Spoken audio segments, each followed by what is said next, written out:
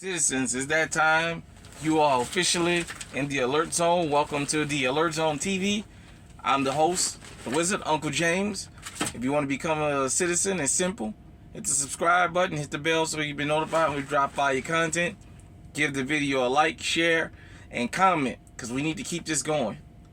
So I just wanted to touch bases about the whole brace thing here. And I'm hearing now that the ATF has come out with a ruling about pistol braces. I own a couple firearms that I was thinking about getting braces for. Eventually, you guys will see them here on the channel. One of them I was supposed to debut right before I went on vacation on the old channel. And, you know, things went different here at work. When I thought I was going to be home, I was out on the road. They had me out. I got caught in a snowstorm right there at around 15th, 16th of December, something like that. You know, going out to Ohio and coming back and what have you. But nevertheless, well, for a couple years I wanted to buy a pistol brace. But I was always hesitant because of the ATF. I was trying to watch. Because for the last maybe 4 or 5 years, it's kind of been back and forth about this whole brace thing. And under the Trump administration, they couldn't get through.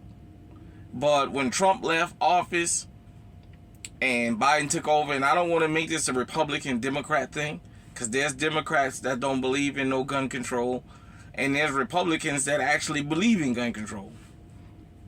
But when the anti-gun crowd got their stronghold, they taught a lesson, and this is teaching a lesson to those of us whom, when we had the stronghold, we were not engaged enough to get our agenda pushed and put into law. What I mean by that is, when those pro-choice people won this last midterm, they made it clear that they was gonna, everywhere that they had the majority, they was gonna start making laws to make it state law where you can't get around it. For us in the 2A community, when Donald Trump had the Senate, the House, and the presidency, that was the time to basically make it where the ATF could not ever go back and change this rule. We should have got pistol braces put into a law. Because pistol braces are an accessory. That's how you can get all these mag bands and all this craziness. Because you got to understand wordplay and how these people sit down with these think tanks and they look at stuff like accessory, things like that. So since they can't go after the firearm itself, they'll just go after all the accessories. And that's what they're doing. For those of you who don't know, here in the Second Amendment media, all of us, whether you review firearms, whether you have political content, whether you're just a person who do 60-second shorts or 30-second shorts doing mag dumps, whatever you do, offline, find you somebody in the 2A community that's here on YouTube or any other worldwide platform. Talk to them behind the scenes, because we're supposed to have our own think tanks that we funding so that we can get stuff pushed through that we believe in. Because we failed to do that, this is the end result.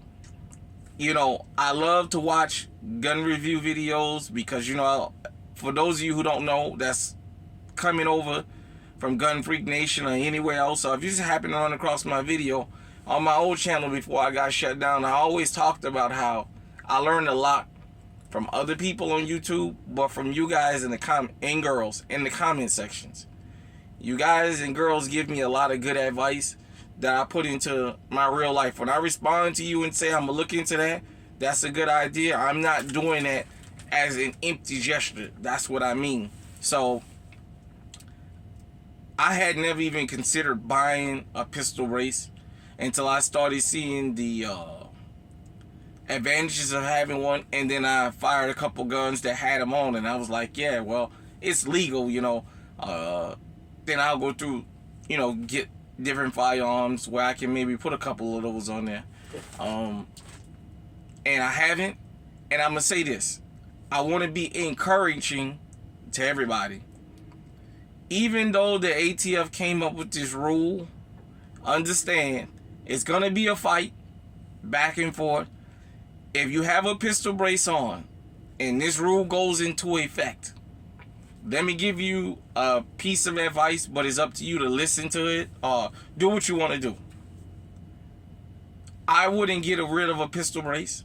I may take it off a particular firearm that I'm going to take out in public, but I wouldn't get rid of them because the law says you got to take them off. Now, the whole thing about, trying to modify the gun and all that, nobody's going to do that. That's just stupid.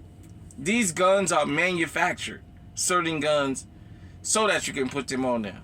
So, that's crazy. As far as destroying your brace, you paid for it. And eventually, it's going to be seen as unconstitutional. But besides that, the whole thing about destroying those firearms, turning them in, let me tell you something. I was in Mexico for 3 weeks. I'll tell you guys this, and you guys are welcome to research it if you want. You turn them damn guns in, them guns gonna wind up in a foreign damn country. Remember Obama had that, was it Fast and Furious program or whatever the hell he called it, where he was running them damn guns down there to damn Mexico, and now people losing their lives. When I was down there, I seen what law enforcement was carrying. They don't manufacture AR-15s in Mexico. I paid attention to a lot of different things about law enforcement that I got video of, but I didn't post because I understand there's certain things I didn't want to post. I went overboard with the bulls, and that was what got kicked me off last time, but certain things that I saw, so, for people who I know offline, they'll see it. But, being around firearms long enough, I know where a lot of this stuff come from. So, don't turn your firearm in. But at the same time, don't get rid of the accessory. My piece of advice is either take that brace off, or if you want to leave it on, leave it in your house in your safe and find something else to roll with just until this blows over. Because you don't want to put yourself in a position where these people catch you and you're taking a chance. Like with the AR-15 ban in Illinois, you can't necessarily believe all cops are not going to enforce this. It's not going to happen like that. The odds of, even though the sheriff may not enforce it, there's going to be people in law enforcement and on the forces that's going to enforce it. Because as I say, when I do my next series here, I'll bring that up. For those of you who came from the old channel, we got different things that we talk about in different series that we do here. And law enforcement is one of them. Now, for anybody that's new here, let me make this clear. I'm not anti-law enforcement. I'm pro-justice. There's a difference. I don't just back the blue because they got on blue. I back them when they're doing the right things. Pro-justice. I'm not anti-law enforcement. So let's just get that straight. But anyhow, so you can't hang your hat on the fact that they're not going to enforce this, or there won't be one or two of them that try and enforce it, and it just may be your bad luck they pull it on you. So, it's a fight we're going to have to keep fighting to get this quelled. And I say this, we live in the information age. It's not like it was 20, 30. For those of you who don't know what life was before the internet, it was really hard to find out what lawmakers were for and against. And it was really hard to go after the media for promoting certain things. It's not like that now.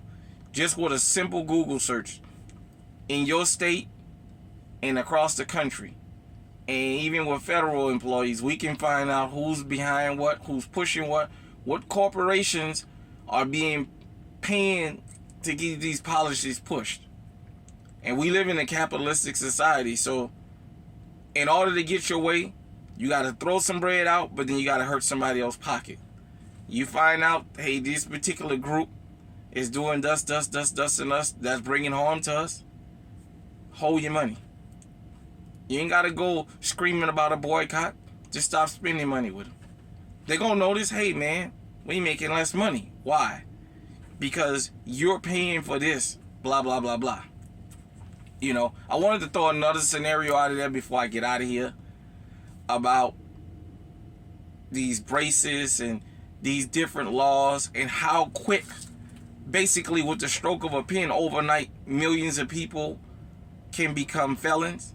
Remember, we live in a country that's run on prisons, prison industrial complex. Yeah, they may be letting people out here and there for marijuana and stuff like that. But as these people getting out, they got to have a replacement.